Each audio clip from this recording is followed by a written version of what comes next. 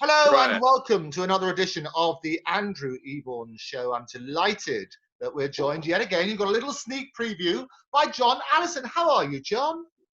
I'm very well this morning, Andrew, and ready for you. Here we are. What I love about it, John, is that you're now a wonderful regular on the show. We had so many people write in and said glorious things about how we crowned you the official winner of 1961 with Are You Sure? Because he worked out on the technicality. You should have won, shouldn't you? Well, we did win, in effect, because it didn't matter where you came in the Eurovision. We ended up being number one in virtually every country in Europe. Fantastic. And you knocked good old Elvis Presley off the #1 spot, where he had wooden heart, and his heart was made of wood as a result, because you beat him not once but twice. Yes, in April '61. Fantastic stuff. So do go and check out that episode. And we're going to get John a little bit later on. We might even persuade you to sing for us as well. But first of all, in this episode, what I wanted to do was to talk about your environmental work and what you're doing with cycling and what you're doing with your love of trees and what you're doing as a naturist, all of these sort of things which we touched on last time. And tell me how that started, that interest in the environment, in working with Greenpeace or setting it up, one of the founder members you were telling me. How did that all start? Well, in actual fact, it came before the singing. As a child, and I'm going to move about today as we talk because I find it easier than just sitting still. No, good. I like a bit of movement. It's the action shots. This is like an adventure movie, John. It's good. Okay. Leave me to describe it then. I mean, I realise that you will edit what you want afterwards. But even as a child, even though I came from a very poor, simple background, we had a very small garden out the back of the house, only 16 foot square, and a small patch of grass in the middle. And even as a young child, I very quickly developed a fascination with the insect life that went on amongst the grass. So not having very much money, and my parents didn't have any money, my father never had a car. And of course, I was brought up immediately after the war when we suffered great privation and poverty and austerity. And so I didn't know I was doing it, but from a very early age, I learned to appreciate simplicity and realized that satisfaction and pleasure in life didn't come from amassing wealth or possessions or a rich lifestyle. So as a small child, I remember roughly about 1947, I didn't realize I was learning it at the time, but with a sister, we walked around the streets of Fulham and Parsons Green. Let me just close the window. I'm under the flight path to Heathrow Airport.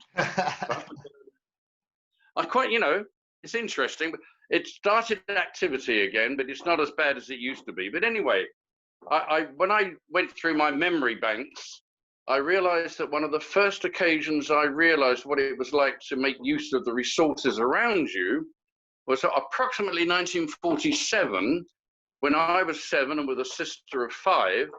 My mother let us borrow the family pushchair, and we walked around the streets of Parsons Green, knocking on people's doors, collecting newspaper to sell to the rag and bone man, who was about a mile up the road, for a penny a pound.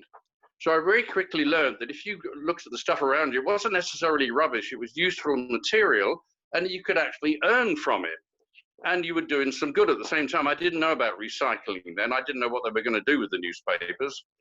So anyway, and then that was up to 1947. And then about the age of 10, somehow my mother brought a book. I think I was ill in bed, and my mother brought an annual home. That's what they used to be called, a children's book with a big stiff cover.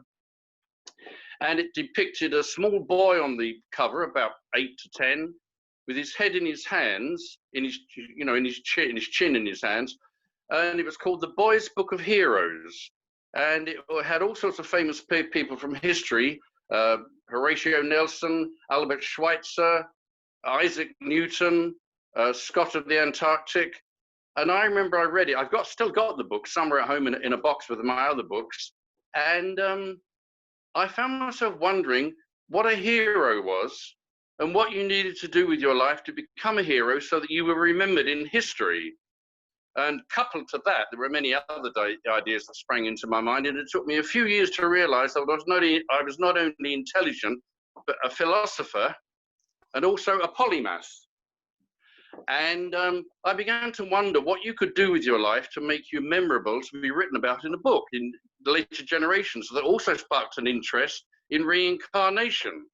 Because I thought to myself, if I did manage to make myself famous by discovering something amazing that other people were impressed about, I would like to be around to see how I was remembered. So the only way you could do that would be to discover whether it was possible to be born again, so that if you'd become so famous, you'd suddenly see pictures of yourself that you would remind you who you had been. Oh, wonderful. I love the idea. It's a great concept, because people always say at their funerals, they wish they were there to hear what nice things people said about them. So it must work on the same sort of principle, to come back again and see how great you were in earlier life. Hey, listen, look, I'm a writer. So all these ideas I have gave me the idea of plots for films and plays. And there was one simple way to discover what people say about you when you've gone. And that is to fake your own death, allow yourself to be buried while you watch what they all do and say. Brilliant. I love it. It's rather, I mean, on a small scale of what people do in shows. They go hide in the toilets just before the interval when people come in, and then you can really hear. Being that fly on the wall is really, really important. But coming back, faking your own death, and then coming back and hearing the nice things people say is great. Well, that'll be the second part of the film. Not only would you watch the funeral and hear what people really thought about you, but give it a little bit of a time to quieten down, and then suddenly, while they're all at the nosh up, afterwards, the wake, as they call it, you suddenly make a fanfare entrance. Hello, I'm back. That'll scare the living daylights out of them. It's got to be. And then you go into a routine, and then do a stage routine. You've got it all set up, so you have a backing group and lights and everything, and then you give them a show. I think that'll be wonderful. I love that sort of concept. It's got to be. I think wasn't that what they were going to do for James Brown or something? He was at the crematorium. He was going to go in, and just as the coffin was about to disappear, they were going to play and one more time, and he was going to come back. I thought that would have been glorious. You could work on that sort of basis. Well, he was quite outrageous, wasn't he? No, we love outrageous people, John. This is why we love having you back on the show each time. Outrage is always good. Yeah, right. So going on from there, as I say, that was when I got that book. I was about 10, and then fairly shortly afterwards, thanks to the cruelty of a bullying headmistress, who discovered me standing at the back of assembly at school, at primary school, and I was gazing out of the window and wondering how a seagull managed to float in the air outside the window. So then it triggered it. I worked it backwards. Where did this start from? And she pulled me to the front of all the classes and said, this boy doesn't think he's good enough to sing with the rest of us, so now he's going to show us what his voice is like. So she told the pianist to start, and of course I was so embarrassed and upset that I couldn't sing a note. So now I must have told my mother about it when I got home, because that was an unkind and cruel thing to do. And I think my mother decided not to let it happen to me, or not to let it affect me. And so then very soon afterwards, she came home, as I say, get ready to get our evening meal, and she said, I've been in to see the vicar, and I put your name down, you're in the choir, and you've got to go to choir practice on Friday. I said, right, okay. So I went, and I loved it straight away. So that was 11, I was the age 11. Well, then the following year, what became my singing partner on the record was Bob. He joined, and we got on immediately. I remember the occasion absolutely precisely, because I'd only just gone on to secondary school and discovered the subject of physics, which I'd never heard about before. And I was fascinated to be told what an atom was. So I turned up to choir practice, and the other boy said, oh, hey, there's a new boy joined, and he's going to join the choir, and he thinks he's clever. And they said, yeah, you ask him questions, you're clever. I said, oh, okay. So I went across to Bob, and I said, oh, hello, I understand you're going to join the choir. And he said, yes, I am. So he was dressed very smartly in a blue gabardine mac. And I said, the other boys tell me you think you're clever. And he says, well, I am actually. I said, oh, I thought I was impressed immediately, right? So I said, why is that? He said, well, I went to a private school. I said, oh, that was very fortunate, right? I said, so do you mind if I ask you a question? And he said, no, not at all. I said, well, okay, what's an atom? And he answered immediately. He said, it's a neutron with a proton and an electron flying around it, or something like that, you see. I can't remember exactly now. So the other boy said to me, is he right? Is he right? And I said, yes, he is actually. Yes, he is clever. Glorious. And that sparked a lifelong friendship, which basically carried on right to the end. It then led to you both being in the choir, which was fantastic. And the rest, as they say, is history in terms of the Allisons being formed and winning that 1961. But your love of nature and love of all things environmental, basically spurred from that original moment. It's that inquiring mind, that love of the rag and bone man, if you like, selling your old newspapers and things like that. When did you make the progression to actually getting heavily involved? You talked about being a founder member. Well, I've got to mention one or two other trigger points. And one was not being able to afford, we never went away on holiday anywhere as a child. So I got a lot of pleasure just from the garden. And even in a small garden, I was amazed at the variety of plants and shrubs and insects. And I used to spend hours lying on the ground just watching what wriggled between the grass.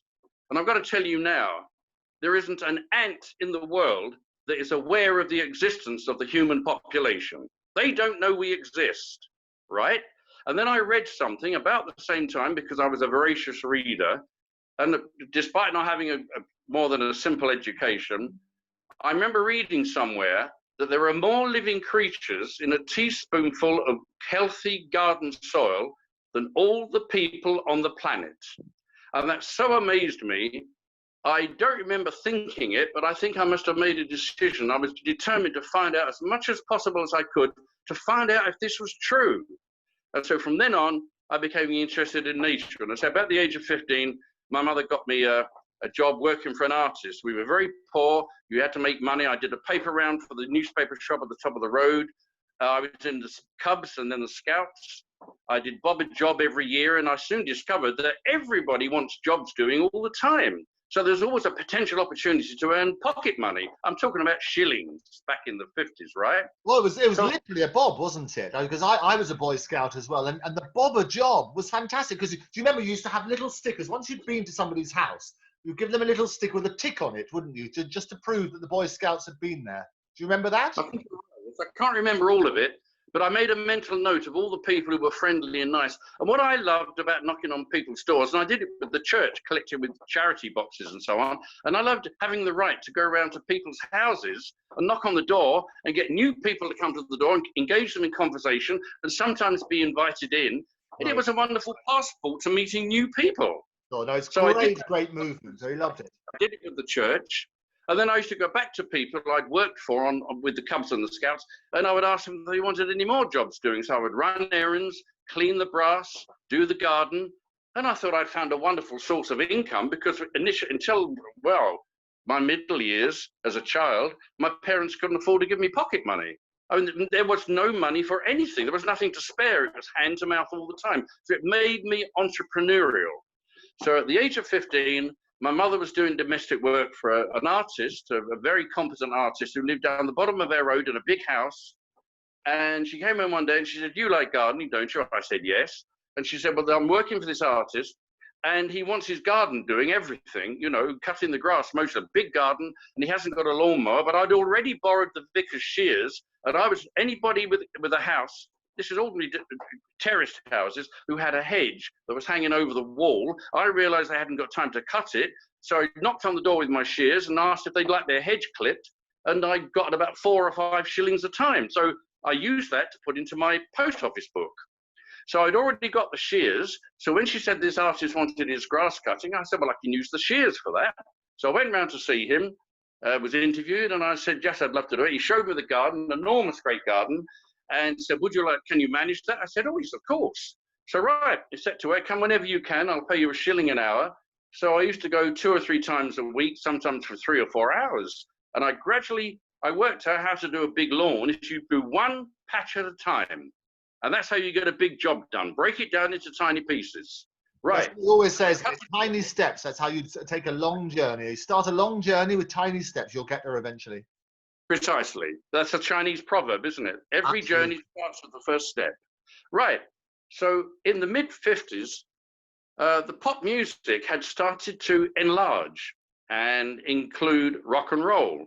And of course, initially mixed up with it, apart from rock and roll and dance tunes and so on, was Lonnie Donegan, which suddenly told me, because I wondered while I was at school, if I wanted, which I did during the period, having been in the church choir, I would rather be a singer than anything else, but I hadn't got any idea how you managed to become a singer. Right, we've jumped over the bit, because I never stopped my love of nature, but I realized you had to have an income and a career. So I thought to myself, right, well, even if I have to do an ordinary job, that won't stop me singing in my spare time. So I thought, well, I'll do the two things alongside each other. So I suddenly realized, discovering and looking at we didn't have a television, so whatever I saw was on the cinema, on the news programs about this Lonnie Donegan, and it suddenly occurred to me that you didn't need to get involved with a dance orchestra or a band or anything. If you could get a guitar, you could stand in the middle of the bloody road and do it, right? So I thought, that's all I've got to do. So then being like a Billy Elliot character and keeping my eyes open all the time, when I was doing the gardening for the artist, occasionally I would have to stop and have a break, and he left his studio doors, which opened onto the lawn, open for fresh air. So it was like a magnet to me, and I used to go over to the doors of his studio and stand and look at his paintings. And then one afternoon, I suddenly realized there's a bloody guitar leaning against the wall right next to me. A guitar. I hadn't even got any idea where you found one. I didn't know what you did. I never went to any shops. There was no point going shopping if you don't have any money. And I never went to the West End. So I developed an idea, and I finally put a suggestion to the artist that, as he'd already painted it several times, he must know what it looked like. So could he possibly sell it to me? So he agreed. Finally, with my argument, he agreed to sell it to me, and I paid him £1 down. I think the price he charged me was £2, 2 shillings, and I gave him £1 down, and I paid for the rest of the guitar with my hours of gardening. Brilliant. And then I couldn't work out. I thought, what do you do with a guitar? I didn't know what to do with it. So I thought, well, who do I know knows about music? The church, the organist, the vicar. So I went to see the vicar and said, did he know of anybody who knew anything about playing guitar? And he said, well, there's a jazz band rehearses in the church hall, and the leader, who happens to be a guitarist, lives around the corner. And he gave me his name and address, and I went round to see him. And in actual fact, when I went to see him, he explained that he hadn't actually got a guitar at that moment, but we came to an arrangement with no cash involved. He said that if I let him borrow my guitar every Saturday night for shows, he would help me put new strings on the guitar, and 2 evenings a week, he would teach me some chords. And so that's the agreement we came to. So one of the first things he told me was, it is difficult to learn, and you've got to make yourself practice every night. And what will happen is, I think he drew me some simple diagrams of chords as well as showing me. And he said, you've got to practice them every night. And what will happen is they will split the ends of your fingers and they will bleed. But you've got to keep playing, because as the splits heal, you'll develop scar tissue, and that will make it easy for you to play the guitar. So I said, oh, right, that's a, thank you very much. He said, you've got to work through the pain barrier. Right, I said, that's what I'll do. Well, I got to that stage, and it was very, very difficult. The pain was excruciating, but luckily I didn't use my fingertips for anything else. Because that was the left hand, I was a right-handed guitarist, and luckily I was right-handed, so it didn't stop me lifting a coffee cup or operating a knife and fork and all that sort of thing, or doing my drawing at work, because at the age of 16, I was forced to leave school, and I remember I didn't get a university education. My parents were called in to a parents' evening, and at our school in Wandsworth High Street, we had both a headmaster and a principal, and I was shocked to hear them saying to my parents, congratulations, your son's very bright and very capable. He's the top boy in his class, and we highly recommend that he goes to university. And I remember my mother's words to this day. They're not necessarily precisely as she said them, but she said, oh, she said, we can't have that, she said. We need the money. He's going to have to go out to work. And that was it. So at the age of 16, I was pushed into an engineering company by Putney Bridge, and I went to work. But of course, I was still in the choir at the same time. So I was then sent 1 day a week to Wandsworth Technical College in Wandsworth High Street, opposite the town hall. And I learnt about engineering and physics and chemistry and drawing and woodwork and metalwork. But in the spare time, I sang in the church choir. I was head choir boy. My singing partner became the second head choir boy. We did 2 choir practices a week. We did weddings on a Saturday, and I was working at an engineering company. But what I discovered as I learned to play the guitar, and I tried to memorize tunes without looking at the music, I kept making mistakes, but it still sounded musical. And without having any intention to do so, I suddenly discovered that I could write songs. And what I had not suspected in any way whatsoever was that I could write lyrics. And so I started writing. I got myself a notepad from Woolworths, and I started writing down the lyrics. And I couldn't write the music, but I wrote the chords underneath the words. I remember virtually the first time I did it, I was upstairs playing this new tune I'd invented. My mum was calling me down to dinner. Come on down, meal's ready. I said, Mum, I've written a new song. Yes, she said, yeah, put it down. You have to come and eat your meal. That's more important, you know. So I didn't impress her, not at that moment. Anyway, that's how it started. But alongside it all the time, I still had an appreciation of the natural world. And so we get off the singing side. So naturally, that did develop, and that's another story about what happened with the singing. But at no point, I have to emphasize, and it was actually something that cost us a lot of money, did we ever attempt to become singers and make records with the view of making a lot of money or becoming famous. It didn't enter our heads because we had a discussion about it. I'll finish it off. And I said to Bob, well, look, the odds against us ever having a hit or becoming famous are so enormous, we might as well forget it. Let's just do it for the pleasure of it.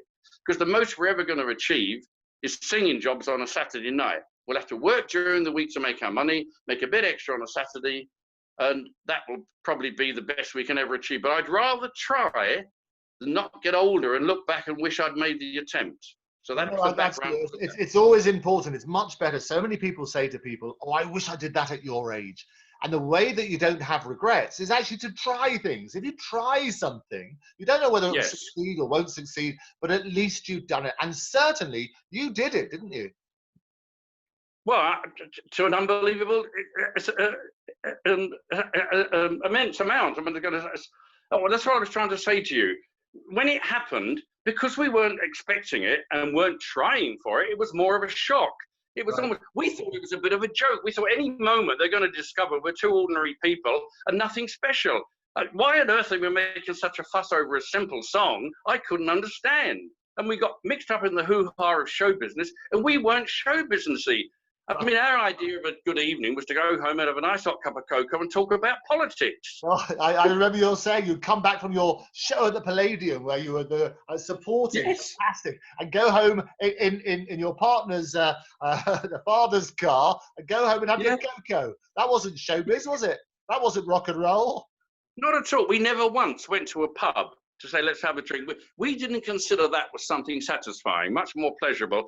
Because a cocoa is very comforting and sustaining. We'd have a couple of biscuits with it, and then I'd say good night. What was your favourite biscuit? What biscuit did you have, John? What would you have with it? Are you a bourbon man? Digestives. A digestive is nice, isn't it? I like a digestive. I tell you what, a digestive and a bit of Stilton cheese goes well. Yes, I've discovered that. But I'm talking about very poor days, when there wasn't very much choice around. I mean, something that never appeared in my house as a child is cream, right? Mushrooms, wholemeal bread. I never saw a melon. No, but anyway, listen, John, when you don't have it, you don't miss it, because actually the simple things in life you appreciate far more, don't you? I mean, you don't know what you haven't got. So I love the idea of going home with a cocoa and a digestive biscuit. That's superb, isn't it? And then I discovered chocolate-covered digestive biscuits. Come on. Now you're being spoiled. Listen, I mean, there's another story about the domestic side, but I used to help out sometimes by buying a jar of marmalade and a packet of biscuits for the family. Okay. And it was, if you came home from just the last couple of years at school or in the first couple of years of my job, to come home and find a fruit bowl, and we didn't have a fruit bowl, but to find some bananas or oranges in the house was an amazing surprise. Right. So life was very, very simple, very, very simple. So that's the background to it. So I was brought up in a very modest way, not to expect great value of things, just simple things give the greatest pleasure. In fact, I'm thinking about talking with you. I was going to say to you, and I mean it quite sincerely, in a society the poorest man is the richest man because he values the benefits or the quality of the simplest things which he needs, which is water, some simple nourishing food, and the chance to rest without any demands. And I think people who are very rich get blinded to the simpler things in life. And that's the problem. And I'll finish that part of the story because I'm talking about the environmental things. We made the mistake of telling the people around us, especially our Asian, that we weren't doing it for the money. But we didn't mean we didn't want the money. We didn't mean we didn't appreciate it. It didn't mean we didn't want to buy things that money can buy. It was just that what was driving us was the love of singing and music. And that was it. And we meant it sincerely. And our agent specifically just decided he'd take advantage of us, and that's what he did. But that's another story, and I want to put it to one side. But all the time, once we got into singing, one of the first things I appreciated very much was that to be a singer, you suddenly discovered the one thing you do more than anything else is travel. And as I say, we came from a family with no car, and our idea of a very happy day out was to catch our South Down coach or a British rail train and go down to the south coast and muck about on the beach and paddle in the water. And we never ever stayed anywhere. We would come back again. Sometimes, very, very occasionally, we might have fish and chips or a cup of tea in a cafe, but then come back. Whereabouts on the south coast did you go? Because I grew up on the south coast. I grew up in Bracklesham Bay, the Witterings, and used to go along to Brighton every now and again and past Arundel and Belinda's Tea House. And I loved it down there. It's fantastic life, isn't it? Oh, the sensation, part of what I began to realize was you realize the environment when you go down to the coast. And I discovered what it is. It's the smell of the sea, which is the ozone.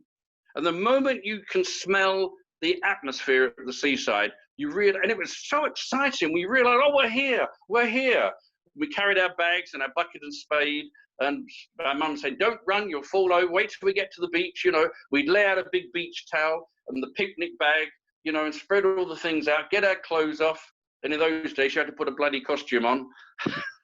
And go down into the water and just splash about. And of course, I realized that it was fairly chilly. It wasn't, even if the sunshine was nice, the water was always cold, but you were there, this wonderful freedom. And that's what many children, we used to think, wouldn't it be the most wonderful thing to live at the seaside and be able to go down to the beach? Which beaches did you go to, John? Which beaches? Oh, you did say just now. Well, the one place we went to more than anywhere else was Littlehampton. Ah, yes, of course. And they used to have a fun fair there at Littlehampton on the pier.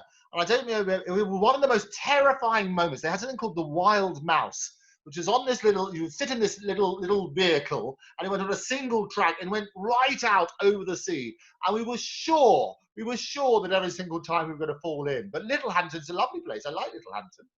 Well, I can't imagine where, to my memory, there was no pier at Littlehampton. Okay. The River Arun comes out alongside the beach where we used to walk down from the station. And that did have a big jetty going out quite a way, but it wasn't a proper pier, and there were warning signs telling you weren't allowed to go on it.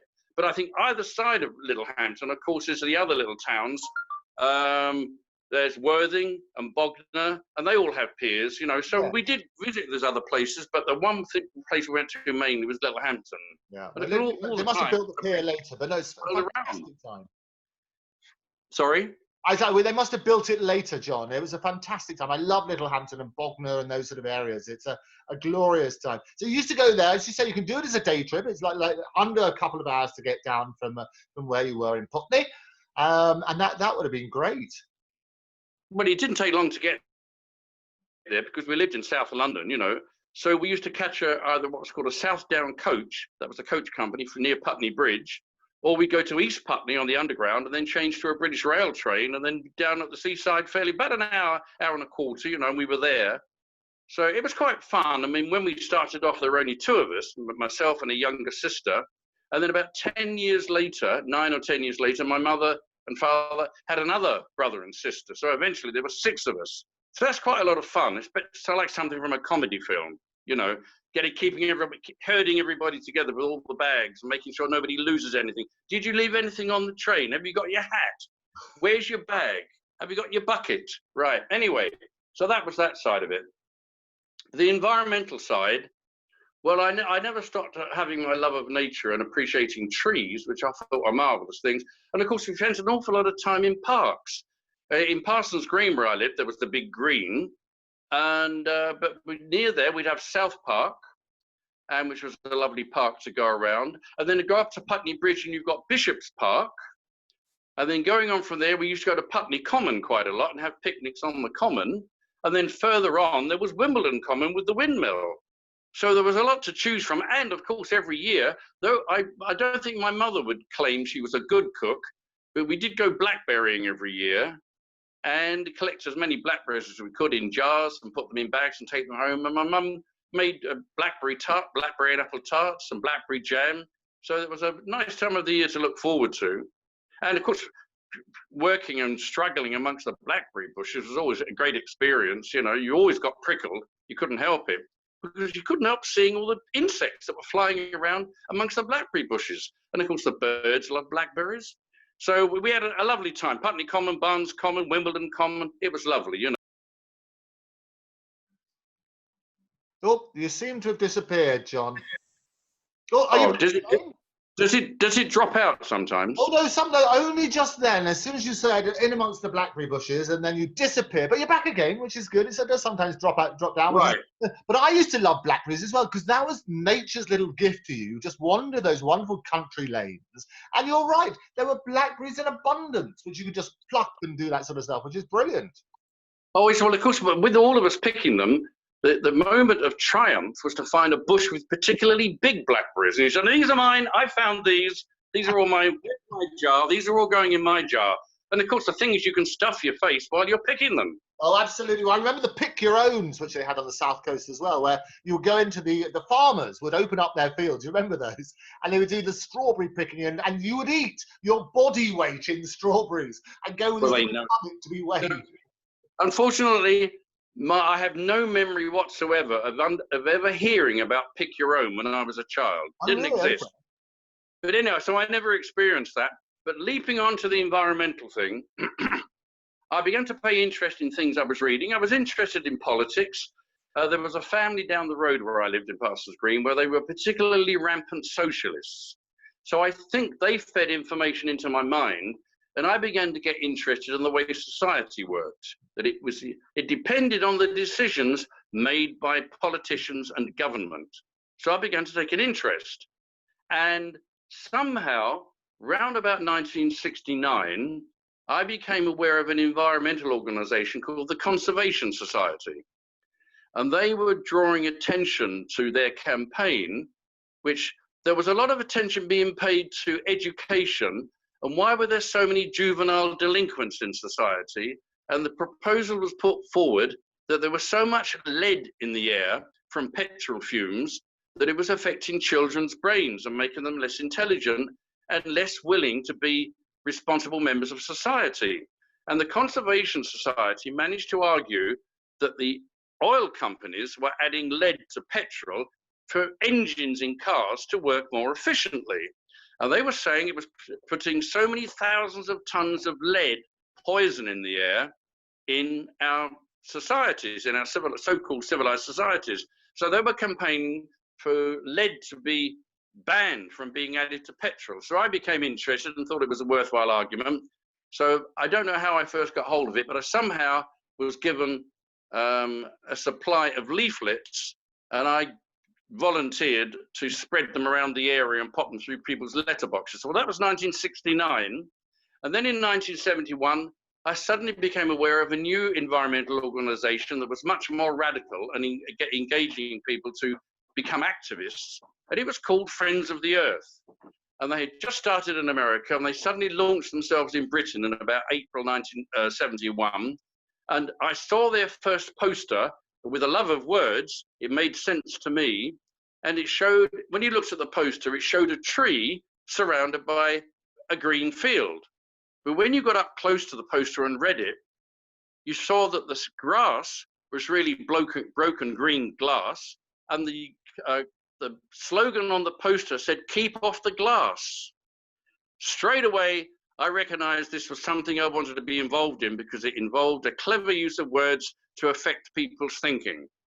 So I joined immediately, and I went up to their head office just off Oxford Street, called Poland Street, and I started helping to stuff leaflets into envelopes and all that sort of thing, and helped to form a local group, and started from then, almost from the start, because I bought my own bicycle when I was at school. Before I left school, I did a paper round and bought my bike from a local shop and started cycling about the age of 15, just coming up to 16.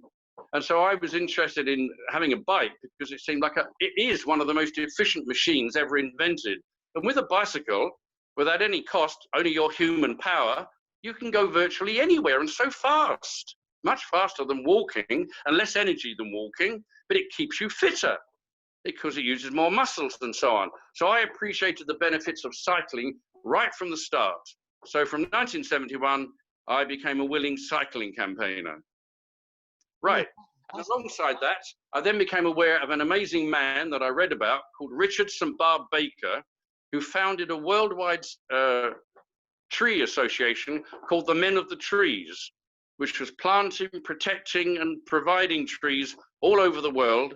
And all you had to do was pop a seed in the ground, and a tree could come into being and be there for 250 years without any problem. So trees were the most important things on the planet, even above human beings. I mean, if every human being suddenly disappeared, the planet would still go on living. And that was what struck me as amazing. So I thought, and of course, I thought this is what got me, because if you got on with it quickly and started planting trees, you would leave something of your life for other generations, because the tree would look after itself. I thought that was amazing. There he is. There's the chap. Richard St. Barb Baker. Yeah, that's him. I can't tell from that. Possibly. I did have one photograph taken with him, but I was at a meeting with him, and we were both bending over looking at something on a table, so you've got a very good view of our backsides. It was 1889 he was born. Yes, he was a child of his parents were running a plantation in Kenya, and he became a friend of the local tribesmen, the Kikuyu tribesmen, who believed that every tree had a spirit, and they used to hug trees and worship the tree spirits and pray to them. And he developed an incredible dream. And it fascinated me. I thought, this is the sort of thing that captures my imagination. He was concerned about the Sahara Desert, which was encroaching on the farmland around it. So the idea came to him that if he could encourage the countries surrounding the Sahara to plant a thick tree belt around its edge to stop the Sahara spreading, and then every year, every country would move further into the Sahara, perhaps only 100 feet, plant another belt of trees, and gradually, if every country kept it up, the Sahara would be treed again. So I thought, I've got to be involved in this. I've got Friends of the Earth and the Tree Society and cycling. I'll make these three main things in my life. I'm an ecologist, a conservationist, and an environmentalist. And nobody can stop you doing. I began to carry bags of tree seeds in the boot of my car once I got one. And if ever I was driving through the countryside and I pulled into a lay-by for any reason whatsoever, I would look to see if there were any gaps in the hedge. And if there were, I would push some tree seeds in. They can't stop you doing it. And you become like an urban gorilla. And you can plant your own trees throughout the country. Right. So that was the early 70s. And alongside all that, I then became a friend of a disabled woman who ran a herb garden in Norfolk. And she told me there was a magazine in London that could use somebody like me. It was an organic food magazine, and they were looking for a business manager. So I went to see them and had an interview because they said, well, you can run the magazine during the week and still do your singing at the weekend. Because if you're a singer, you can always count on getting some weekend bookings. You don't particularly want to go on week-long tours around the country. So I thought I can do the two things at once. So I joined the magazine, read voraciously what it was all about organic food. It was called Seed, the Journal of Organic Living. And it was founded by an ex-GI from Korea with his two sons. And they, first of all, they opened a macrobiotic restaurant in Portobello Road. And then they got so much inquiries from their customers about what was macrobiotics and what was organic foods that they provided, first of all, recipes from the restaurant. And then they began to supply their customers with the food. Then they decided to open an import company called Seed Foods. And then they pulled all, and then the customers wanted an explanation of the philosophy of macrobiotics and organics. You've got it. Well, I ran that for over a year. Okay, and it was, so that's your magazine, Seeds, the Journal of the Living. Journal of Organic Living. Yeah, yes, organic living, absolute. Sound advice, it says there, sound advice. Yeah, always marvelous. The articles and the magazine and the philosophy was marvelous, and we were in touch with all sorts of interesting people who explained loads of disciplines I'd never heard of, reflexology, oh dear, I forgot all the crystallography, and of course the philosophy of microbiotics and organic food. Anyway, this was the mid-70s, and I was so enthusiastic. I made it my job to publicize the magazine and let everybody know about its existence. So I began to send copies to the producers of radio programs. And eventually the World at One was so impressed, they rang up and asked me if I'd like to go into the studio and be interviewed and explain to the listeners what organic foods was and what was behind it. So I actually got invited to speak on the World at One about organic food. And I became a friend of the woman who started and ran the Vegan Society. So it was an incredibly exciting and fascinating time. And of course, hardly anybody, well, the general public weren't listening. It was all a question of, I think we were coming up to the Thatcher period, that nothing mattered except money and buying things. Well, if you surround yourself with money and rich belongings, you're better. Oh, yes, I mean, money makes you live longer. Did you know that? And money makes you healthier. And money makes you wiser. Did you know that? Not bloody likely. Right. So that's basically it. And I spend my time, I had a big allotment by the railway leading to Barnes Bridge, and I built my own shed, and I grew as many vegetables as I could, 4 or 5 different sorts of beans, cabbages, lettuces, carrots, beetroots, runner beans. It was marvelous, wonderful. And it is an absolute joy, isn't it? And nothing tastes better than something you've grown yourself. Isn't that right?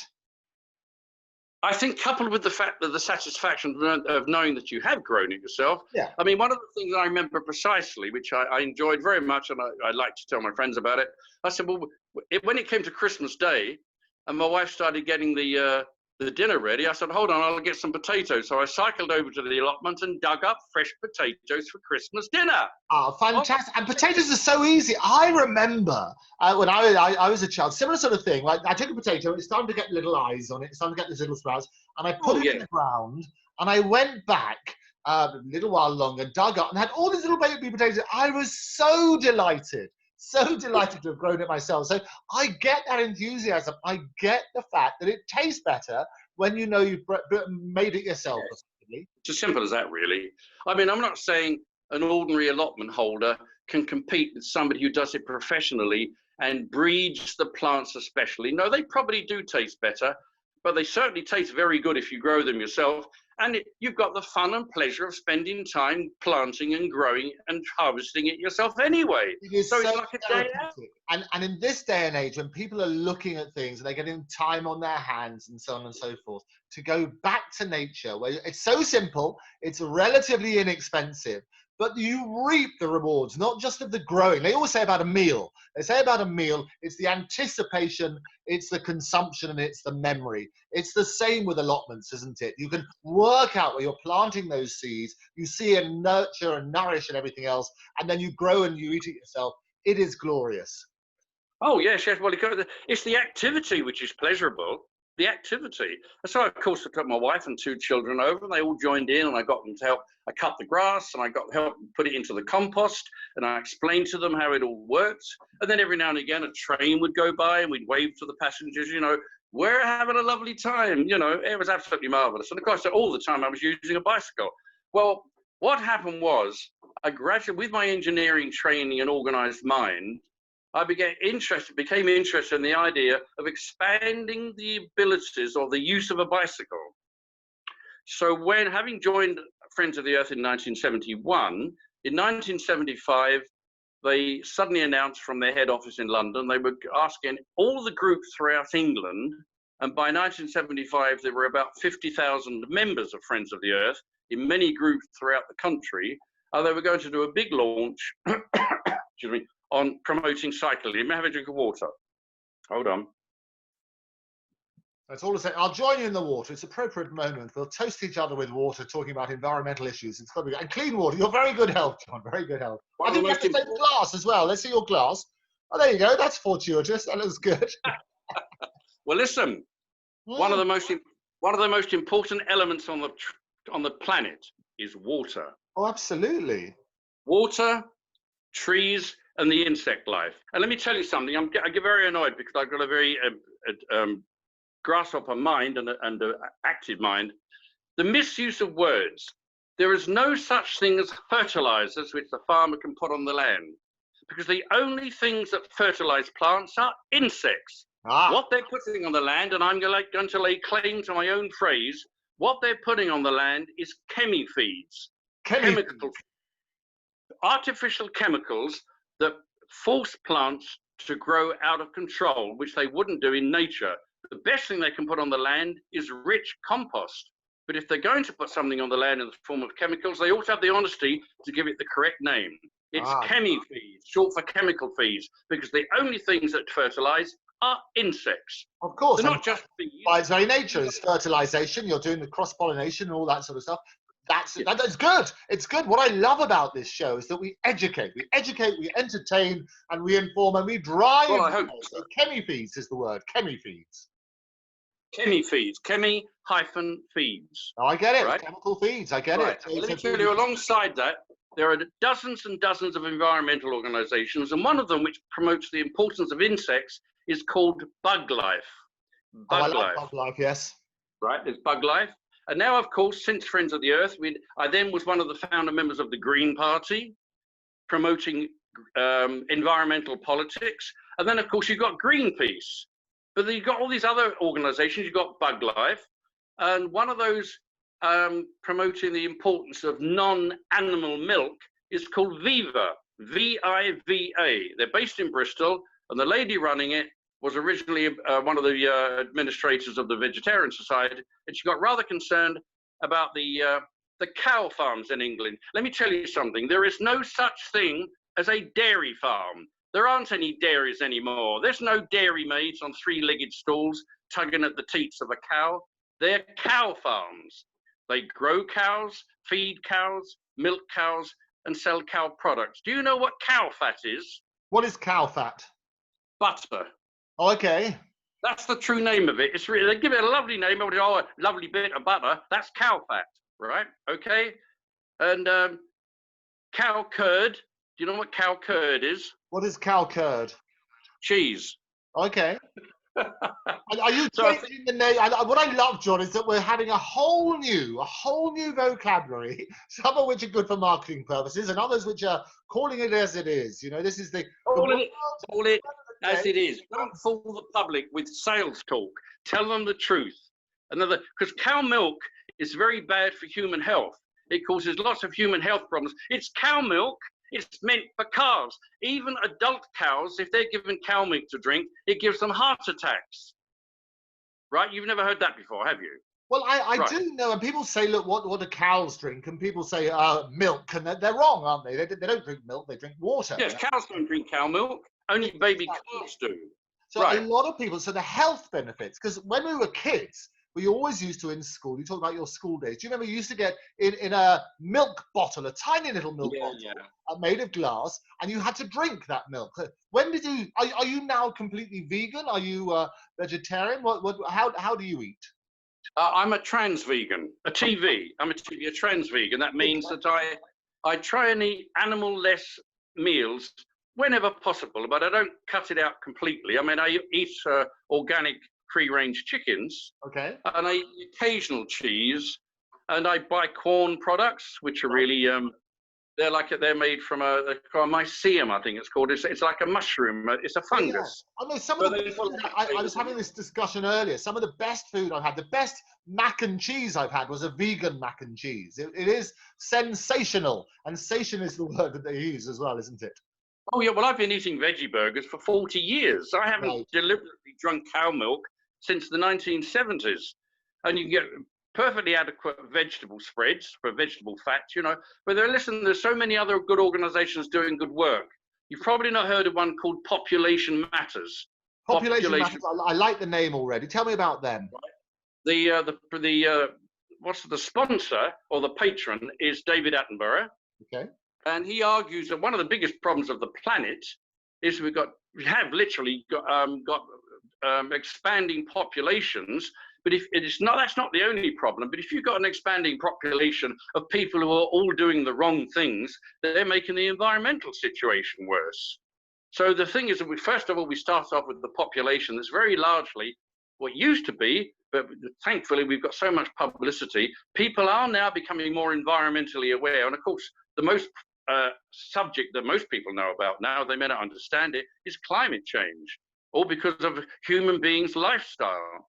But one other fallacy that's been promoted a lot, and it keeps being repeated, they keep saying there's a food crisis. We can't grow enough food. We've got to have genetically modified food, bringing plants into existence that could never happen in nature. Well, of course, that's a stupid nonsense because there aren't any insects around to handle those plants. There is no food crisis. There's more than enough food, but too much is wasted in the growing, too much is wasted in the harvesting, too much is wasted in the processing. And then if that wasn't bad enough, there's too much wasted in the bloody shops where they put it on sale and then they throw stuff into the skips. And then people in their homes. I tell you one of the biggest shocks I ever noticed, and it triggered the thoughts in my mind. When I started touring the country as a rock and roll singer in 1961, it was my first experience of travel because my father never had a car. So we started traveling around the country on coaches or some vans. So we'd end up pulling into roadside cafes or gradually motorway service stops. And I was absolutely shocked to walk through the tables of a cafeteria and see the amount of food left on people's plates. So I used to think to myself, some farmers grown that, a factory has produced it. Look at the sausages. I couldn't resist it sometimes. I'd pick up some food off the plates and eat the bloody things. What a waste. Piles of chips, baked beans. What's the point of growing it and processing it and selling it in the shop, cooking it in a kitchen, putting it on your plate, and you get up and leave it? What's the matter with you? Are you so rich you can afford to do, from a money point of view, afford to do that? But that's the height, that's the length of the problem, the size of the problem. People have taken food for granted and wasted it. There is no food problem, no food crisis. But the other thing is, never mind about there being no food, there's enough food and they're wasting it. But the fact is, and I'm not saying you could make it happen, the simple fact is, if everybody was vegan, there'd be colossal food surpluses. So yeah, people don't have to be... But you're absolutely right. I mean, they say that half the world is starving. Yes, there's enough food to feed everybody. And you'll probably know that for many years, I've been a trustee of a charity called UK Harvest and also FED, which is educating people. I don't know about excess. I'm going to... Andrew, listen to me. We're going to have a separate program where I interview you and you tell me about yourself. Okay? Yeah, exactly. We'll do both. We can carry on with all of that. It'll be fantastic. It's going to be good. Right. So we love it. Keep going. So it's got to be good. So, but you'll give you enough subjects. Listen, you'll have to split your interview with me into 5 sections. We can't do it all. No, well, but what I love about it, John, is that's why it's so interesting. It's because it's like an onion. I always say of all my guests, they're like onions, if you like. Some of them will make you cry, some will make you laugh. But there are so many different layers, which is why it's so interesting to dig deep into that sort of stuff. But you make a very valid point about excess food, and working on that sort of principle is absolutely right. And it's something which we share. Another thing we share in common is looking at that. And the more we can educate people, so that it's not about excess food, make sure you don't waste food, educate all the silly thing about labels. You know, you have a best before date as opposed to a use by date and so on and so forth, and a sell by date. It just adds to confusion, doesn't it? Well, yes. But, well, as I say, having your life's experience teach you things. Now, having been brought up after the war, and literally with food being so scarce, we weren't, in my family, we were not allowed to leave any food. You were not allowed to leave the table if there was any food left on your plate. And my parents would say, well, you've got eyes bigger than your belly. You asked for that. You thought you could eat it, but you're not allowed to get down from that. So if you won't eat it now, you're going to have it for breakfast. So you learn to appreciate food right from the beginning. And as I say, there were many things which never appeared in our house because we were so poor. Our diet was very limited. So, I mean, okay, so I'm sounding like a preacher now. I'm going on about it, but there are some things that so insult my intelligence. I don't know how anybody can not be interested in the subject.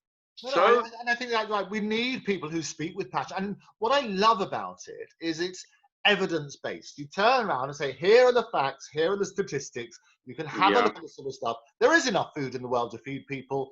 What we need to do is understand that excess food, and don't talk about waste, because waste doesn't make it sound appetizing, but and we were involved with this sort of, we work with Jamie Oliver on a number of projects as well, but this whole sort of concept about the wonky vegetables and all those sort of things, they're still phenomenally good for you, aren't they?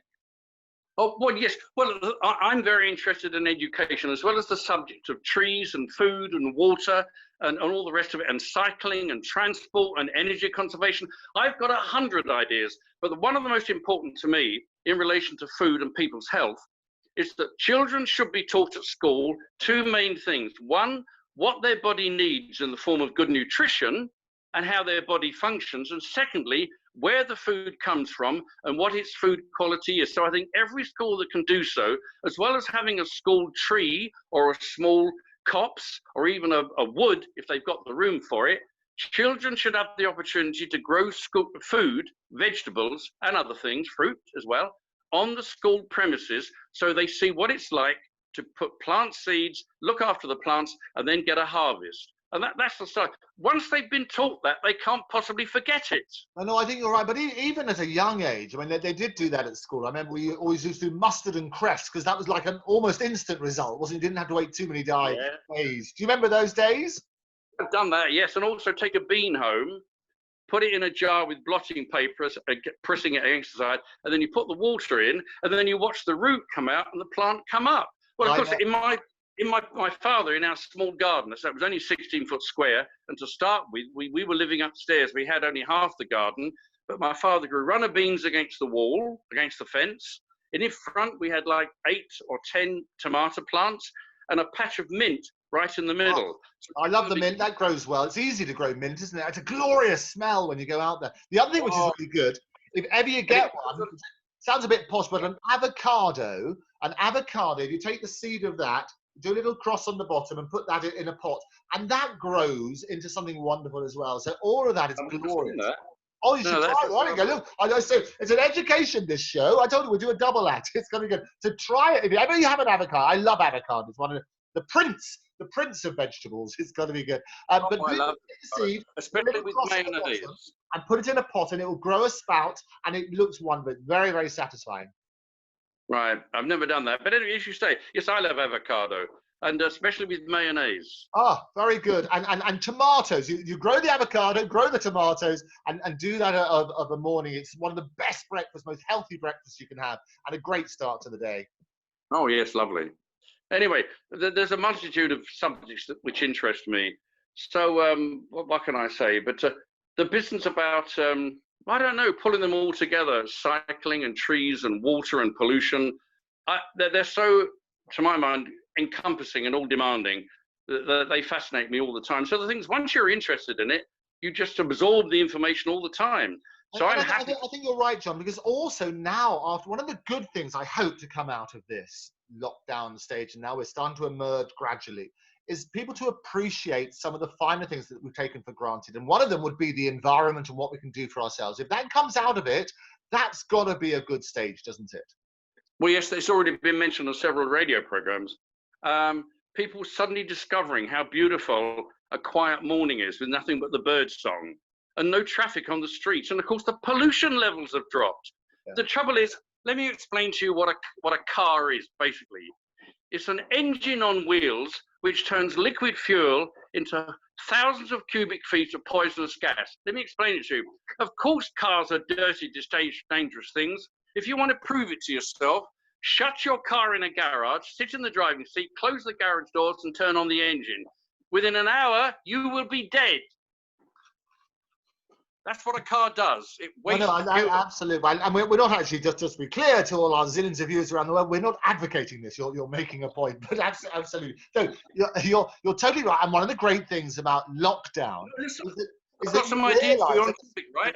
We've got to have, if people must move and they don't want to walk or cycle or use public transport, okay, this nonsense, stupid word that Trump's going on about the freedom. You are free to be bloody stupid if you want to be, but listen to some common sense, right? So the best vehicle to have, as far as our latest technology is concerned, is an electric car. Now, they're concerned about the fact, one of the main problems is from where do we get the electricity to charge the batteries in an electric car? Well, I have some revolutionary, simple ideas, and I'm now going to put it to you and put it on record on your program that there's one simple answer. When you buy an electric car, you are also supplied with 2 spare batteries and 2 solar panels. This means when you go home, while you've got batteries in your car, and if you have no other choice but you drive your car, you always have 2 batteries at home being charged with the sunshine in your garden. If you don't have as long as you have a garden, or if you have solar panels fitted to your roof. So the thing is, you must get into the house. It's like the new normal.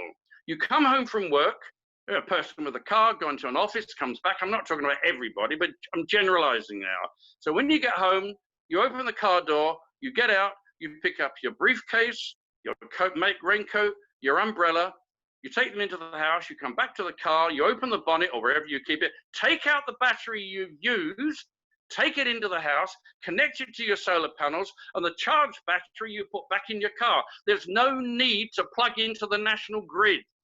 You've got ready-made sunshine making electricity all the time. So there would be no demand on the national grid for electricity. And an extra idea is they've now developed solar panels so clever, they can be buried under the paint color of the car. So every car must have a solar panel over the whole roof. It won't be seen from the side of the road. It won't affect the appearance of the car. So that while you're driving your car, it's also being charged. And when you park the car, it's also being charged.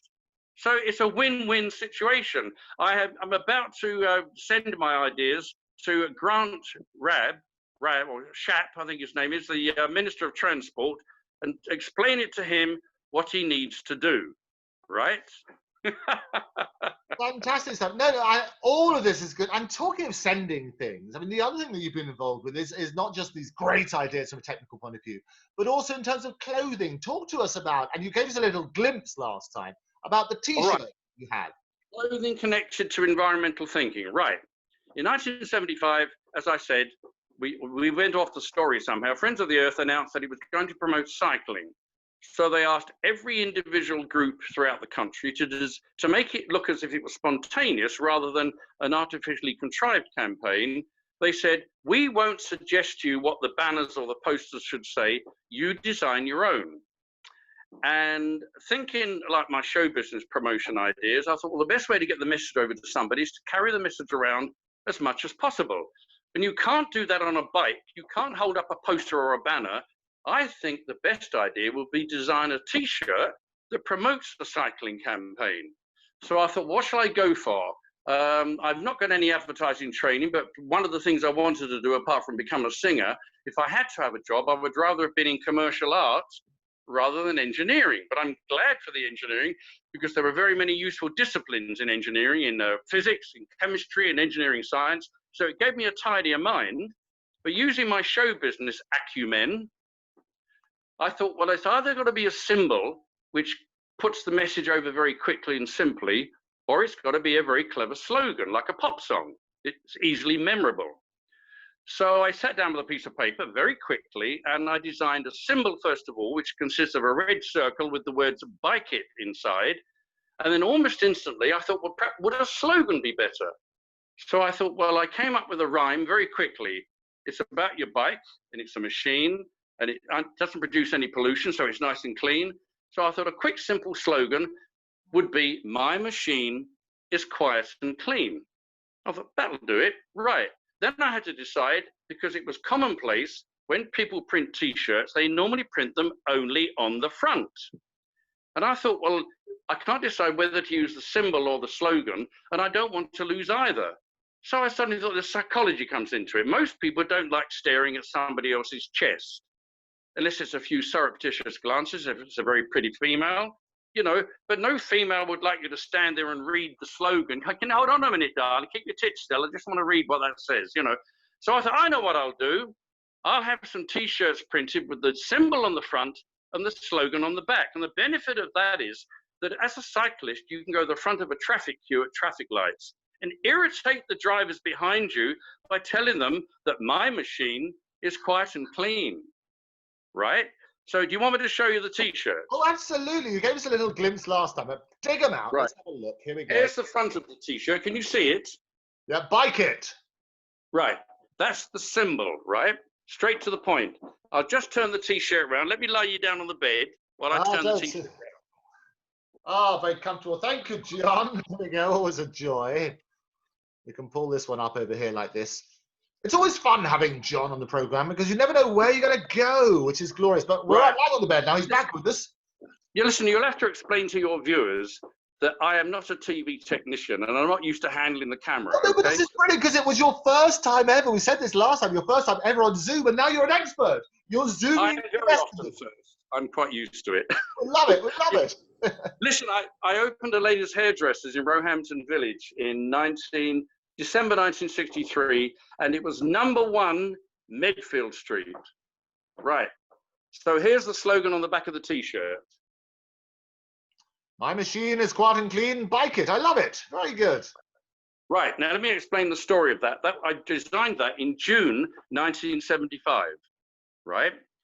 And I drew the first one with a big fat red felt tip pen, and I laid an old white T-shirt on the carpet on the floor, and then drew what I'd already designed on a bit of paper. And then I turned it over and I wrote the slogan on the back. So what happened then was Friends of the Earth had asked us all to meet at County Hall by Westminster Bridge. And when we all got there and assembled, we were all then going to march over Westminster Bridge and take a petition to Mr. Harold Wilson, the Prime Minister. This was in June 1975. So according to my diary, 3,500 of us marched over Westminster Bridge, mostly pushing our bikes, took them to Downing Street, presented the petition to Mr. Harold Wilson, pleading for better facilities for cyclists because of the environmental benefits, and then we all cycled home. And we thought no more about it. Of course, nothing happened. But thanks to my show business acumen and experience, before we set off from Chiswick in West London, I had contacted the local papers and invited them to photograph us because I thought the campaign was going to be good, and I wanted them to record the event. So we all assembled outside Turnham Green Post Office in Chiswick, and a local newspaper took several photographs of us, luckily capturing my T-shirt in the front of the crowd. And we cycled off to Westminster.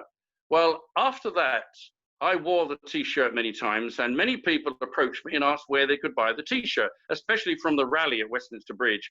So it occurred to me, but I'd never done it before, that perhaps if I had the T-shirt printed professionally, we could sell them to cycling groups, and that would raise some local funds. Not very much, and because you've got to remember this was 45 years ago, so we couldn't charge much for them. So at the time, I managed to find a T-shirt firm locally after about a year, and they quoted me £1 a T-shirt, but I had to have 100 printed. So we decided we could sell them for £2 each post-free, which would give us about 50p profit for each T-shirt. And they went very slowly, first of all. I mean, there was a lovely article appeared in the local paper with a lovely headline, Pedal Power Protest, with a lovely photograph with me in the middle of the picture with my hand-drawn T-shirt on. Luckily, I did that because it should be very beneficial for me. This is where you may come in another capacity later. No, right. Fantastic. I think it's wonderful. Anything that grabs the audience potential and I say, grab the audience attention long enough to sell a message or a product or whatever is the important thing. So whatever gets that soundbite, whatever gets those column inches, that's got to be applauded, hasn't it? Yes, that's what I thought of at the time. And I did make sure that was the first newspaper.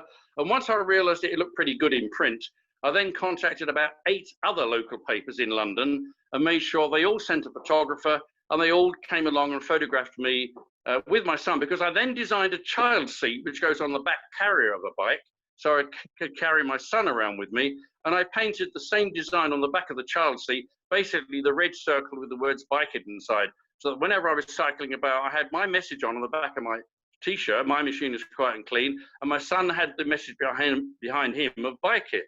So I managed to get it spread. What happened was, I happened to notice that the Observer magazine had printed a page of amusing T-shirts, and I thought they might find mine of interest. So I rang up and spoke to the editor, and 2 weeks later, they sent a photographer along, and we cycled over to Kew Green, and the photographer got me to cycle up and down, and he took several photographs, And 2 or 3 months later, it appeared in the Observer magazine. And as I say, we sold about 200 T-shirts, very slowly, 1 or 5 a week. And that was quite satisfying. But I thought to myself, I wish you could sell it on a greater scale, but it wasn't a commercial product, and I didn't have the money for advertising. Anyway, suddenly an article appeared in the Observer magazine of September 1978 with a good color photograph of myself and my son, and within 3 days, we were selling 25 T-shirts a day from my flat. We could hardly cope. So that over the next 2 years, we sold well over 2,000 T-shirts to Friends of the Earth groups all over the country, cycling groups, and it was a sort of a minor success. But then domesticity intruded, and we'd been married about 7 years, and we had 2 children, and it was a small flat. And my wife's frustration led her to say, basically, if we don't get out of here, I'm leaving and taking the children. So what happened in the 1979, we spent a large part of the time cycling, well, not cycling, but traveling around the country, trying to find somewhere to live that I could afford, because at that point, house prices in London had reached as much as £70,000, and it was impossible to contemplate. I didn't have a job for a lot of the time, and I certainly didn't have the savings. So eventually, after going to several places, right up to the north of England, Norfolk, the south coast, Devon, South Wales, we ended up finding a place I could afford in Lincoln. So I moved to Lincoln and basically put the T-shirts on the back burner. That was 1979, 1980. Do you want me to tell you what I've got involved in now? Oh, absolutely. I don't think I could stop you, but I definitely want you to tell me anyway. I love it. Go for it. What are you involved in now? Well, I'm in contact with the Prime Minister, who happens to be a very keen cyclist. I know, and he absolutely, Boris and his bikes, he loves it. And you sent him one of your T-shirts, didn't you? He's got several of my T-shirts, because what's happened is totally unplanned. I largely, unfortunately, that the wife I moved to Lincoln with forced me into a divorce. And after a short time, I married somebody else. And that didn't last very long, and she ran off with her boss. So being involved in promoting cycling and the T-shirts took a bit of a back seat, because if you're struggling to make a living and keep your life together and your brain together, you haven't got a lot of time to spare for environmental activism and so on. So what happened was, just before Christmas, before the election in December last, that's 1919, a friend of mine, a neighbor from Kew Bridge in Chiswick, who'd acted as a secretary for me on various occasions, and we'd stayed in contact, she suddenly suggested to me in December last year, why didn't I send one of did I have any of those T-shirts left that I used to sell from my flat? And if so, why didn't I send one to Boris? And I was offended, first of all. I said, what are you talking about? I don't support him. He's got crazy ideas. The only things I admire of what he's just said recently, he wants to promote cycling and plant millions of trees. Well, he may do so, but I don't agree with much else. I'm a Green Party supporter. So she persuaded me to do it just for a laugh. I said, well, the odds are he'll be so flooded with mail, they'll throw my T-shirt in a bag to one side. When in actual fact, it had an incredible opposite reaction, because shortly after I posted the T-shirt, unfortunately, I was involved in a bizarre traffic accident where a speeding pedestrian crashed into me on my bike in Lincoln when I was cycling down to the library to get some photocopies, sent me flying through the air. I crashed onto the road, was knocked unconscious, and I received a fractured pelvis and a dislocated hip. And unfortunately, the person who I suspect was a rugby player, because he knocked me with such force, he went on running. And I spent 3 weeks in hospital and 5 weeks in a nursing home. But alongside that, while I was in hospital, my daughter took over looking after my house for me in Lincoln, and she brought me in my first lot of mail just before Christmas, and I couldn't believe my eyes. Amongst the mail was a letter from 10 Downing Street thanking me for Boris's personal T-shirt. So what we've done since then... That's what you want, isn't it? That makes you feel better. Well, I'll tell you why Peggy suggested it. Boris, my friend and my neighbour, my ex-neighbour and secretary who lived by Kew Bridge, she was on the border of the next constituency of which Boris Johnson was the MP, and he often cycled past her house on his bike. That's what made her suggest it. So anyway, it didn't get ignored. It attracted his attention. So immediately I realized I had only a few T-shirts left, and I sent him the biggest I had, which was a large, small, medium, or large. And I said to her, he'll never get the bloody thing on. So it might be good that he's got it, but we'd better capitalize on this. So I immediately got in touch with Friends of the Earth, and this was just before the virus pandemic started, right? It happened straight afterwards. I got onto Friends of the Earth, so their office was still open, and I said, look, quick, I need some more T-shirts. They've got to be extra large. Where are they printed now? And they said it was a T-shirt firm in the Isle of Wight. So I was given the details. I got onto them, explained the story, and in the meantime, the idea had increased in my mind. I said, if the Prime Minister's going to wear my T-shirt, he likes doing things on a big scale. He's bound to hold a press conference outside 10 Downing Street. What better than to have him in the T-shirt and as many members as possible of his cabinet lined up behind him to show that they support the boss? We've got to supply him and his cabinet with T-shirts. Right. So I ordered them from the Isle of Wight. It didn't go smoothly because they delivered them to me in Lincoln, first of all, instead of to my secretary at Kew Bridge. But anyway, we came to an agreement. I had to have 100 printed, and mostly extra large. As fast as possible, we sent copies. And by then, he'd got a fiance and a baby.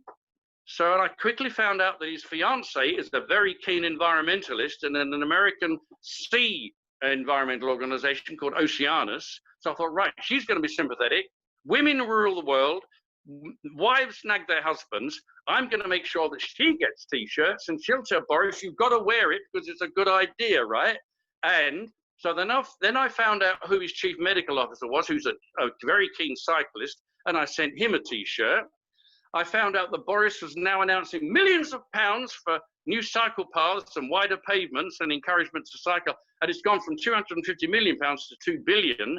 And doctors are going to be able to prescribe cycling and bikes. And you can get a £50 voucher to have your bike repaired. It's all going in the right direction. So I've sent, and then I sent one to Dominic Cummings as well, his chief advisor, to make sure that everybody, so his chief advisor has got a T-shirt, and he'll be saying, Mr. Prime Minister, I think you ought to go for this, you know, right? So, and then my idea was, I thought, well, he likes publicity and show business. And I said to Peggy, because I couldn't do it from the nursing home where I was, you see. So I gave Peggy complete permission to handle the thing. And I said, you've got to send these to Boris, his wife, and all his cabinet ministers, and you make sure you put in each one a nice colour photograph of the Allisons, and you tell him that a #1 million-selling Elvis-beating Eurovision star designed this T-shirt, right? He'll tell the press. This makes sure that when he announces, oh, blah, blah, blah, blah, I've got this wonderful T-shirt campaign, you know, right? So he'll tell the press, it'll be front page of all the newspapers, and I said to make sure he gets on television. We then all jump on, I want to be there, so he points to me and I say, thank you very much. I'm glad to be of service, you know, right? Okay, thank you very much, Mr. Prime Minister. And might even be a bloody gong in it. You never know, right? Okay. Anyway, so I said then to complete the fact of getting in good publicity, we then all jump on Boris bikes and all cycle around Parliament Square with our bicycle bells going. This will guarantee he appears on every TV programme. And then Peggy came up with another idea. She said, I think I'll send one to Donald Trump. I said, oh, no, please. She said, well, if we tell him, because they're pals together, they ape each other, if Trump knows that Johnson is wearing a bike T-shirt, he might put one on. That'll be a triumph. I said, well, let's go one better. Let's tell them both that every world leader is wearing my T-shirt. So we'll send one to President Trudeau of Canada, one to President Macron in France, one to Chancellor Angela Merkel in Germany, and then Peggy said she was a personal friend of the Irish Premier. I said, right, make sure he gets one. They'll all be wearing them. And then Trump wants to be the friends of everybody. If he doesn't want all the other world leaders wearing bikey T-shirts apart from him, so hopefully he might put it on. Oh, and Peggy had another thing, because she used to work for the Disabled Living Foundation, she knows a lot of medical people. Right. She then told me, and I said, what are you waiting for? She was a personal friend who was a personal friend of the chief medical officer in Iraq. And he'd already replied to her over the internet that if she wanted him to, the president of Iraq would be on a bike with my T-shirt on. I said, go for it. But don't mention ISIS or whatever they're called, okay? Amazing. So what happened? So what was the next chapter in the story? So you've got all these world leaders, according to Peggy, you're going to wear your T-shirt. What happened next? We don't know yet, because alongside all that, unfortunately, with all these marvelous ideas, we suddenly had the virus pandemic. So Boris himself was ill at the point where normally you would have expected him to launch a spring campaign for cycling. Yeah. So he went into hospital. Then he went into intensive care, and things looked very, very dodgy for a period. But there's been some side benefits for that. He came out appreciating the NHS. He came out having learnt the benefits of losing some weight because he was overweight. So now he's on an obesity campaign as well. And part of the campaign is to encourage people to cycle. Absolutely. I can't believe it. So I've impressed upon everybody that's been sent a T-shirt that the T-shirts will be available on behalf of Friends of the Earth. Okay, wonderful. So how can people get one of these wonderful shirts? If they go to the Friends of the Earth website, is that the best thing to do? Well, they're not functioning at the moment because they're still in lockdown. That's what I'm saying. So how do people get a T-shirt?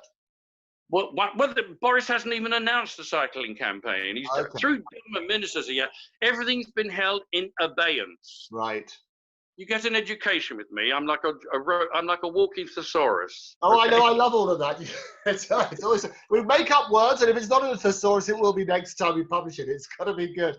We love I think every child at school should be given not just a dictionary, but a thesaurus. I think you're right. I think the more we can educate people, and this is what I love. We educate and entertain. It's the old BBC motto. You know, this is what's going to happen. Education is a power. Once you've got ideas in your head, you can't stop your brain working. Oh, I think that's absolutely. And we encourage ideas, and we encourage people thinking out of the box, which is wonderful. So this is an ongoing story. This is the next thrilling chapter in the John Allison T-shirt, and how it's going to get into distribution, how we want to see. Let me tell you something. Listen, this is to do, as well as feeding people with good education and good ideas to make their brains work. What a lot of people don't know, and I've learned an awful lot through being involved in the organic food magazine and the organic food movement, is that our brains are ignored as far as nutrition is concerned. Now, a good working brain needs micronutrients from organic whole foods to make it function better. Okay. It's like trying to put a cheap fuel into a car and wondering why it pops and squeaks and misses as it goes along the road. Oh, good analogy, I like that. And it takes 500 calories just to get your brain working. 500 calories, which is what people forget. So you absolutely, food for the thought is important. So what's the best food for your brain? No, I'm being facetious, but it almost sounds like Cadbury's could use that idea and say, well, eat a chocolate bar every morning. Get your brain... No. But that's what I'm saying. Food for thought, I think, is lovely. We'll come up. What I love, John, is that there's a double act. Two important things you've never heard of. What haven't I heard of? Which mystify doctors. Go on then. One is, why do human beings like sweet things? And I know. Go on I then. know why. And the second thing is, why do human beings have such a strong sex drive? And I know. And it's nothing to do with sex. Okay, what is it? I know what they are. Listen, I'm being serious. I will reveal this if you agree to do another interview on those subjects another time. Absolutely, you're absolutely on. What I love, you've become a regular, John. Each time is a little snippet of something else. So we'll do one on each. We'll do one on each. We'll do a separate one on sex, as you say, your sex drive, and do a separate one on the power of sugar. Sugar ain't so sweet. We'll do that. The sex drive drives the musical business. All the songs are about love and relationships, aren't they? Whether it's happy or sad. Absolutely. So well, you must help me out then, because you're a linguist. I love the joy of language, and you're talking about sex and driving lots of industries. I mean, sex sells, as we say. It drives the music industry. You have that glorious line, which has to be the most extraordinary constructed sentence in music history. Do you know what I'm talking about? Not offhand. Comes tomorrow. Give me the rest of it. I can't remember it in isolation. Hold on a minute. Comes tomorrow. You won't want me. Comes tomorrow. You won't want me back again. Exactly. So the word "comes tomorrow" doesn't feature anywhere else in the whole of literature. Are you sure? How did you come up with that construction?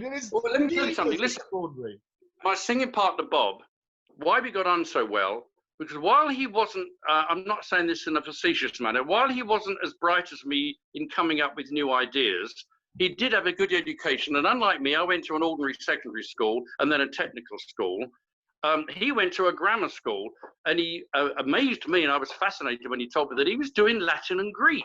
There you go. And so what used to happen, we used to discuss language all the time, and I would ask him, I said, well, I've come up with a word I want to put in the song, and I know I want to use it, but I'm not entirely sure. What does it mean, and where did it come from? And he would go, that comes from the root of, and he would babble away in bloody Greek and Latin. And I'd say, oh, lovely, right, now I know, thank you very much. And so that used to help me. Now, when we got to that line in that song, in Are You Sure? Yes. He said to me, it ought to be come tomorrow. And I said, no, comes when, what I'm saying is when tomorrow comes, so I'm just reversing the order of the words. Comes tomorrow, you won't want me back again. I can't say tomorrow when it comes, you'll want me back again. That's pedestrian and pedant, you know. No, comes tomorrow, you won't want me back again. You've said, everybody will understand what it means. Fantastic. And it is the most wonderful phrase that don't come anywhere, unless you're Yoda. So Yoda always mixes up his sentences. So I guess you were the original Yoda in 1961. Well, actually, you wrote it 2 years before, didn't you, in 1959? Oh, yes. I'm going to tell you something amusing. You may not believe this. I have never seen Star Wars. Ah, there you go. May the Force be with you. And you've missed all those jokes on May the 4th every year when people come up and they all say the same thing. I've seen extracts on television programs, you know, so I can't deny that I'm unaware of it.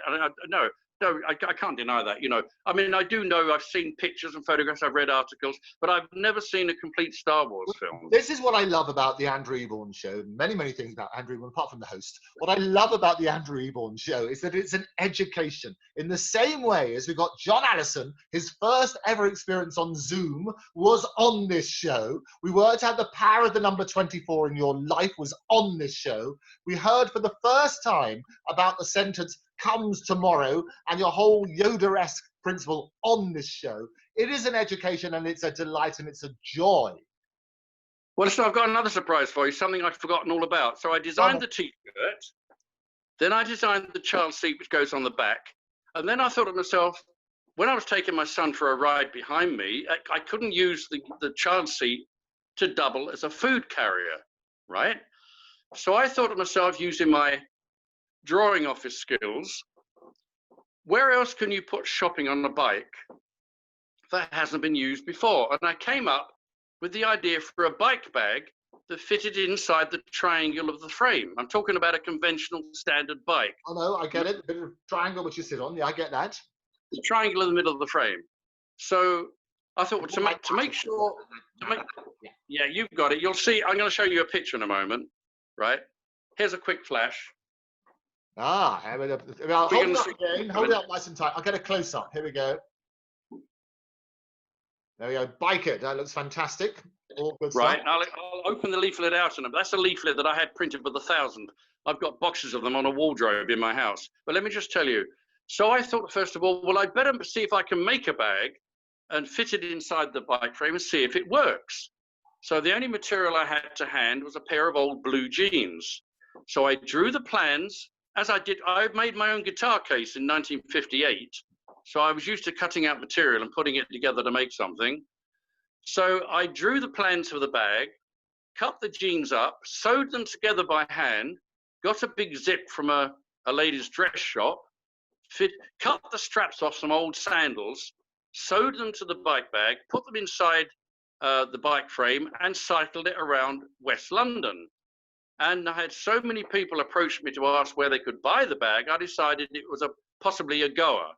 I then spent several months, unsuccessfully first of all, trying to find a manufacturer that could make the bag for me, because the attitude was, as I discovered, because the bicycle was invented probably 60 years before the first car, the general attitude in the cycle industry, there was nothing new to invent for the bike, everything had been designed. So if you were irritating them by suggesting there was something, a new idea, they dismissed you out of hand. So it was a very stupid, ignorant attitude. So I persisted, and eventually I found a bag manufacturer. Nothing to do with the bike industry. That's the mistake I made first of all. I went to the bike industry. So I thought, well, it's just a bag. I'll approach a bag manufacturer. So I found a manufacturer in Nottingham went and did my sales pitch to him with my original bag, and he agreed to make them.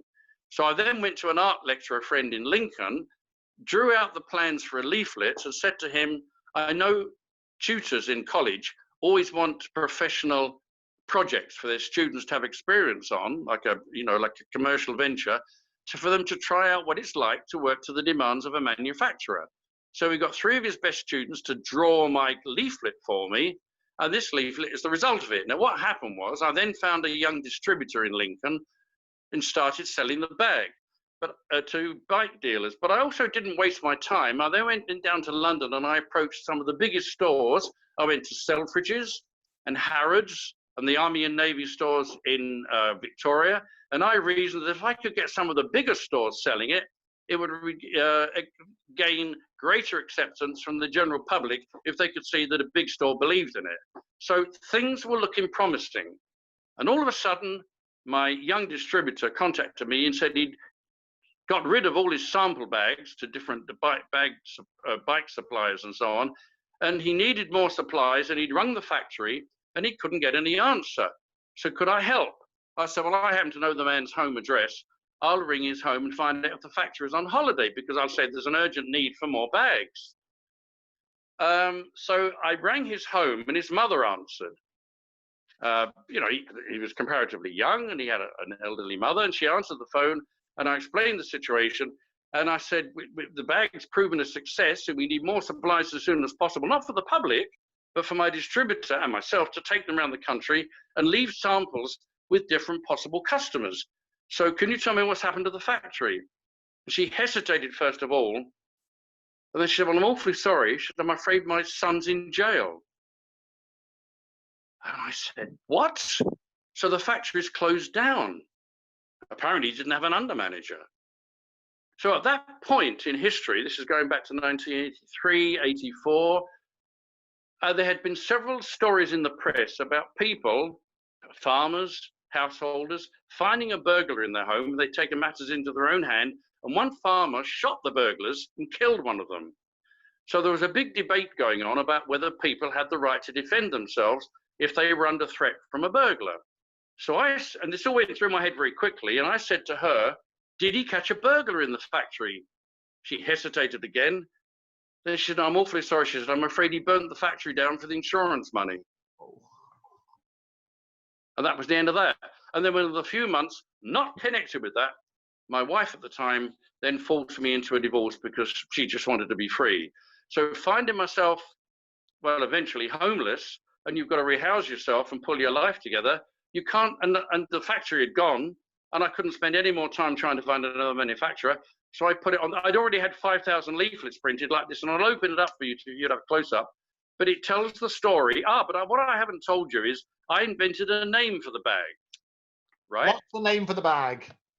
Well, have you heard of a famous triangle where boats and planes disappear? Bermuda Triangle. I've heard of the Bermuda Triangle. You've heard of the Bermuda Triangle? I have, absolutely. Right. My bag made shopping disappear. So I called it the Bemusing Triangle. Hey, I love a good pun. It's all good. The Bemusing Triangle. Great name. Right. Here's the leaflet. This is the inside of the leaflet. Okay, can you see it? Yep, I can see that. And the title, The Bemusing Triangle. So I did my best. I sent copies to all the newspapers and cycling magazines. And it's a very, very difficult uphill struggle to get people to pay attention to a new idea. So I did all I could. It's a colorful illustrated leaflet. I designed different designs for different shaped bikes. Here's another part of the leaflet. Are you operating a Zoom facility? Can you see it? I'm zooming on Zoom. I can see it. I can see it on there. Yeah, it's all good. Yeah. And there we are. Unfortunately, my art lecturer friend, that's not me on the bike on the front of the leaflet. That's one of the students, because they were under pressing time and they had a little time in the studio to photograph, to put it on the front of the leaflet. Lift it up. Let's have a look at it, John. Lift it up. Let's see the front of it. So who's that on the front? One of the students who helped design the leaflet. I designed the leaflet, but the students drew it professionally to make it look good, right? Okay, lift it up again. And do you remember his name? I have no idea at the moment. I wish I'd made a list at the time, but everything was being done in a hurry. I think I was very irritated that he hadn't phoned me, but I think I might have been down in London visiting my mother. That's the problem. I probably wasn't in Lincoln, and I'd left the whole job to him. And by the time I came back from London, he'd got the leaflet printed, and I then got 5,000 printed from the printers. So lift it up a little bit higher, John. Hold it straight to the camera. Let's have a look and talk us through it. So move there, over to the left a little bit. There we go. There we go. That's the idea. Up a little bit higher. Can you lift it a little bit higher? There you go. There we go. Now I can see. Now describe it to me. So describe it. Keep it in that position and describe it to me. Right. That's one of the students who helped draw the leaflet. I had already designed it and told them what I wanted it to say, but I relied on their skill as artists to draw the leaflet in a professional manner. And then I had something like 5,000 leaflets printed, and most of them are now in the boxes on top of my wardrobe. Okay, well, we'll have a look at that as well. So I love the idea. We're going to have all the world leaders not only wearing the T-shirt, but they could have the bemusing triangle as well. I think that'd be rather... Boris's bemusing triangle has a nice little ring about it, doesn't it? We'll have to wait and see. I mean, so many things happen by accident. I never planned all this. I thought, first of all, I wouldn't have been at all surprised never to have heard anything about it from Boris. But apparently he's gone for it. And so then, of course, we had world events. Who could have foreseen a virus pandemic? No, well, I tell you, history always repeats itself. I always say this, history repeats itself, but we never learn the lessons of history. So 1918, the Spanish flu, you know, if you remember that sort of time, yeah. There's been pandemics throughout history, from the bubonic plague to all sorts of, and that was this will amuse you, that was the first time, a good example of fake news. Because you remember what happened with the Black Plague? Do you remember the Black Plague? And not that you were there. Hold on. The way you're presenting it, you're making it sound as if I was around. Of course, I don't remember. I don't remember the Spanish flu, and of course, it wasn't the Spanish flu. It actually started in America. That's right. More fake news. It was more fake news.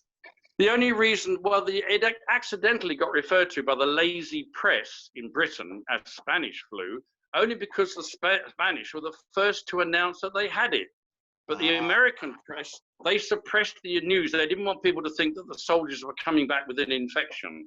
So it is the whole idea of news being used to spin. But what happened with the Black Plague and the bubonic plague in particular, if you remember, when the first reports came out, everybody was told that it was the domestic cats who were causing it. So what people did as a result of this bad news, they slaughtered all of the cats. Andrew, what happened is it increased, because in fact it was the rats that were causing it, and as a result of the cats who were getting rid of the rats, the plague actually got worse. So fake news caused a lot of damage even then.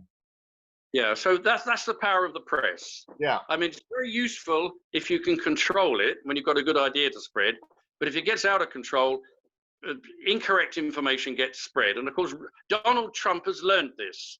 A bit like Goebbels. I think Donald Trump is an equivalent of Goebbels. If you invent a story and it catches the press's attention, it gains credence simply because it's been spoken about, but it doesn't prove. You've really got to search for the evidence. Well, I think, Donald is a phenomenal master of manipulation. I mean, he understands the media. He's perfect media manipulation. Oh, yeah. Goebbels was, as you famously know, he said, tell a lie often enough and it becomes the truth. So Goebbels understood this. The whole idea of media manipulation and understanding the power of the message is, again, a subject that we will touch on in future episodes of the John Allison Show, where I'll come along as a guest on my own show. I love it. It's going to be brilliant. Comes tomorrow, John Allison. We're going to be doing lots of this. I love it. It's going to be lots of fun. But listen. Next time you come on board, and it's been fascinating as always having you on the show, next time, will you sing for us? I know you said you've got a guitar somewhere. You might be able to get it all set up. We get your friend from downstairs might be able to hold the camera, and we'll get you on the show again. You might sing us something. Comes tomorrow. Yeah. What do you think? Are you talking about today or later on? Well, comes tomorrow, maybe later on. For the power of television. Listen, Andrew, I've just had an indication that my battery is very low. Okay. And yesterday, I've had to extend I'm staying in temporary accommodation in London, Yes. and I've had to extend my stay by another week because I have a medical appointment at Kingston Hospital next week, so I need to be here. So I'm going to be around. Well, fantastic. Okay? Well, I think you've already given us food for thought and several more episodes of the Andrew Eborn John Allison show. Let's be Andrew Allison. I could be the AA battery for your dynamo to keep on going. It would be wonderful. I love it. I think we'll have to have at least 5 more episodes. Oh, at least it's going to run forever, this series. It's going to be an absolute joy. John Allison, thank you so much for joining me again. It's been a real pleasure. Okay, bye. Listen, we'll talk privately on the phone later, okay? I look forward to it. Take care. Bye-bye. You too. Bye for now. Bye.